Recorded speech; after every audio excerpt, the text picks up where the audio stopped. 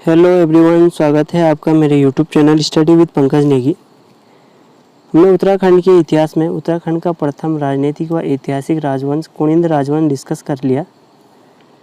कुनिंद राजवंश के पतन के बाद उत्तराखंड में किस वंश ने अपना शासन स्थापित किया, यह टॉपिक हम डिस्कस करेंगे। कुषाणोत्तर काल से लेकर और गुप्त काल तक उत्तराखंड की क्या स्थिति थी। जब कुनिंदों का पतन हो गया था, उसके बाद उत्तराखंड में शक वंश ने अपना शासन स्थापित किया। जो शक वंश के राजा थे, यह मध्य एशिया से भारत आए थे। जब यह मध्य एशिया से भारत आए तो इन्होंने अपने आप को 5 शाखाओं में विभाजित किया और शक वंश के इन राजाओं को स्कीती जनजाति का समूह माना जाता है। कहा जाता है यह शासक स्कीती जनजाति के समूह के थे। जब इन्होंने अपने आप को 5 शाखाओं में विभाजित किया तो पहली शाखा अफगानिस्तान कंधार में शासन करने लगी।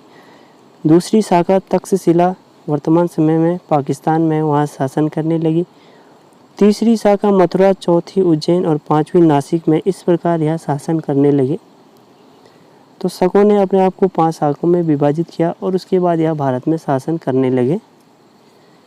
शकों ने ही शक संवत कैलेंडर चलाया, जिसे आधुनिक भारतीय राष्ट्रीय कैलेंडर कहा जाता है।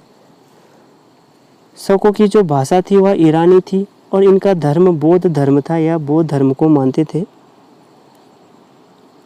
शक संवत 78 BC से स्टार्ट होता है, जबकि विक्रम संवत 57 ईस्वी से स्टार्ट होता है।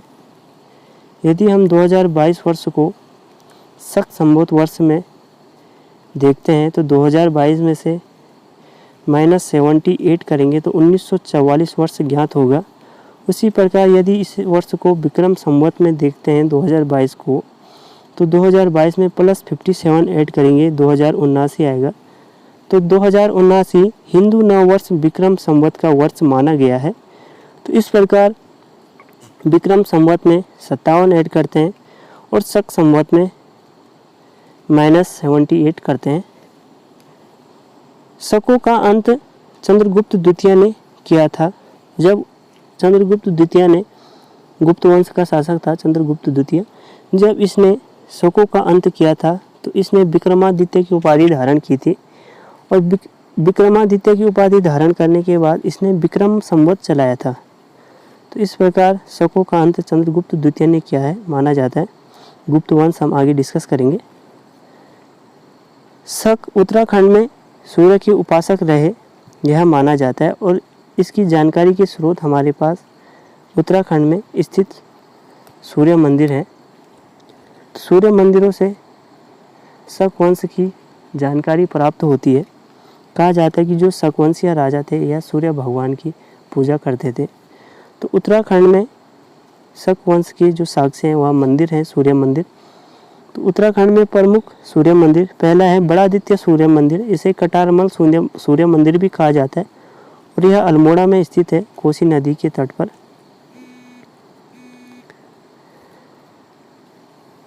इस मंदिर में विष्णु भगवान, गणेश भगवान और आदित्य भगवान की मूर्ति स्थापित की गई है और इसका निर्माण राजा कटारमल ने करवाया था। इसकी जो शैली है मंदिर की वह नागर शैली में है और यहाँ पर 45 मंदिरों का समूह भी बनाया गया है। तो इस प्रकार बड़ादित्य सूर्य मंदिर अल्मोड़ा में। अन्य मंदिर है पलेठी का सूर्य मंदिर, यह देवप्रयाग टिहरी में है और इसका निर्माण कल्याण बर्मन ने करवाया। कल्याण बर्मन का हमें अभिलेख भी प्राप्त हुआ है और उस अभिलेख में कल्याण बर्मन को जो उपाधि धारण की गई है परम भट्टारक महाराजाधिराज कल्याण बर्मन बताया गया है और इससे यह प्रतीत होता है कि इस राजा की राजधानी पलेठी में रही होगी। तीसरा मंदिर है जो वह कंडारा सूर्य मंदिर है और यह मंदिर रुद्रप्रयाग में स्थित है। इस मंदिर का निर्माण ललित सूरदेव नामक शासक ने करवाया था। तो इस प्रकार उत्तराखंड में शक डायनेस्टी का शासन किस प्रकार रहा, इसके साक्ष्य है जो हमारे पास स्थित मंदिरों से प्राप्त हुआ है। कुषाण वंश इन उत्तराखंड। शक वंश के बाद कुषाणों ने उत्तराखंड में शासन किया था। कुषाण वंश के राजा भी मध्य एशिया से भारत में आए थे और यह भी बौद्ध धर्म के अनुयायी थे, यह बौद्ध धर्म को मानते थे।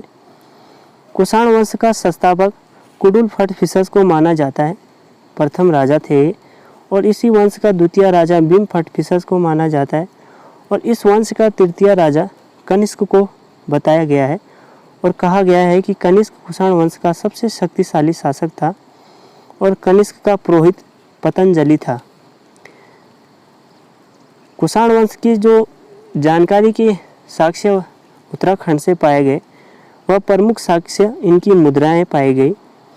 अलग अलग क्षेत्र से कुषाण वंश की मुद्राएं पाई गई। वीरभद्र ऋषिकेश और टिहरी क्षेत्र को वीरभद्र कहा गया है, मोरध्वज कोटद्वार को कहा गया है और गोविषाण काशीपुर क्षेत्र को कहा गया है। मुनि की रेती वीरभद्र टिहरी गढ़वाल 1972 में टिहरी गढ़वाल से 44 स्वर्ण मुद्राएं कुषाण वंश की प्राप्त हुई। इसी प्रकार काशीपुर से भी कनिष्क की मुद्राएं प्राप्त हुई। ऋषिकेश से तांबे की बनी मुद्राएं कुषाण वंश की प्राप्त हुई और खटीमा के खंचीपुरी क्षेत्र से सोने के 7 मुद्राएं प्राप्त हुई। उसमें राजा वासु नाम लिखा गया है। तो माना जाता है कि इन मुद्राओं से वासुदेव कुषाण वंश का अंतिम शासक रहा होगा और वासुदेव की जो 3 स्वर्ण मुद्राएं गोविषाण से भी प्राप्त हुई है और इन मुद्राओं में शिव और नंदी के चित्र अंकित किए गए हैं। तो इस प्रकार कुषाण वंश की जो जानकारी के स्रोत हमारे पास पाए गए वह इस वंश की मुद्राएं पाई गई। उत्तराखंड के अलग अलग क्षेत्रों से यह मुद्राएं पाई गई और इस वंश के सबसे शक्तिशाली शासक कनिष्क को बताया गया है। कुषाण वंश का पतन के बाद उत्तराखंड में गुप्त वंश ने शासन किया। यह गुप्त वंश माना जाता है कि कुषाण वंश से ही गुप्त वंश का उदय हुआ है। इस वंश के प्रथम शासक श्रीगुप्त को माना जाता है और द्वितीय शासक घटोत्कच को बताया गया है। कहते हैं कि श्रीगुप्त ने घटोत्कच को अपना सामंत बनाया था। तो सामंतवादी व्यवस्था प्रचलन में गुप्त वंश से स्टार्ट हो गई थी। इस वंश का वास्तविक शासक चंद्रगुप्त प्रथम को बताया गया है। चंद्रगुप्त प्रथम का पुत्र समुद्रगुप्त हुआ और समुद्रगुप्त के 2 पुत्र जन्मे, रामगुप्त और चंद्रगुप्त द्वितीय।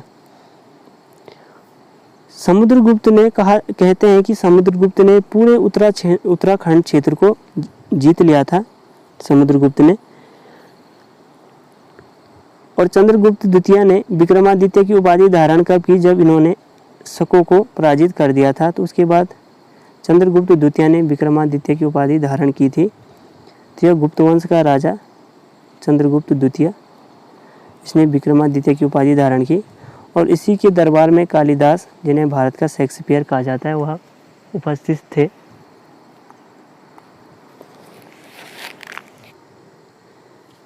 कहा जाता है कि कीर्तरपुर राज्य जो कि उत्तराखंड में स्थित था, यहाँ के एक राजा थे जिनका नाम खसादिपति था। खसादिपति और रामगुप्त का विवाद हुआ था। खसादिपति ने रामगुप्त की पत्नी ध्रुव देवी को कैद कर लिया था, जिस कारण इनका विवाद हुआ और फिर चंद्रगुप्त द्वितीय ने ध्रुव देवी को आज़ाद किया और उनके साथ विवाह कर दिया था और फिर रामगुप्त की हत्या उसी के भाई चंद्रगुप्त द्वितीय ने कर दी थी। इस